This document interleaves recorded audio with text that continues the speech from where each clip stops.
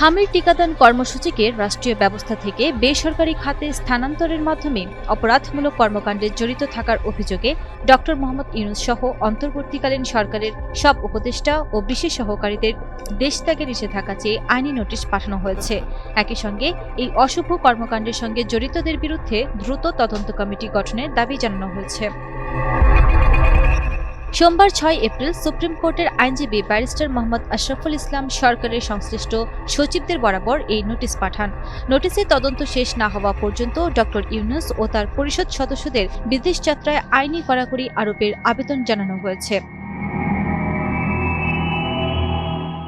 নোটিশদাতা barrister Ashraful Islam জানান, সম্প্রতি সারা দেশে বিলুপ্তপ্রায় রোগ হাম এর ভয়াবহ প্রাদুর্ভাব দেখা দিয়েছে।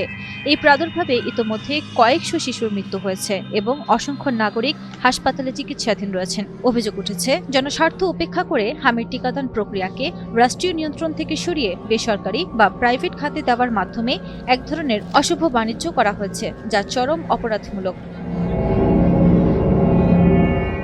নোটিশে ড মোহাম্মদ ইউনূস ছাড়াও সাবেক আইন উপদেষ্টা ড আসিফ নজরুল, পরিবেশ উপদেষ্টা সৈয়দা রিজওয়ানা হাসান, আদিলুর রহমান খান শুভ্র, নূর জাহান বেগম, ব্রিগেডিয়ার অবসরপ্রাপ্ত সাখাওয়াত হোসেন, জাহাঙ্গীর আলম চৌধুরী, মোস্তফা সরওয়ার ফারুকী সহ সব উপদেষ্টা, সাবেক প্রধান উপদেষ্টার প্রেস সচিব শফিকুল আলম এবং সংশ্লিষ্ট ব্যক্তিগত সহকারীদের নাম উল্লেখ করা হয়েছে।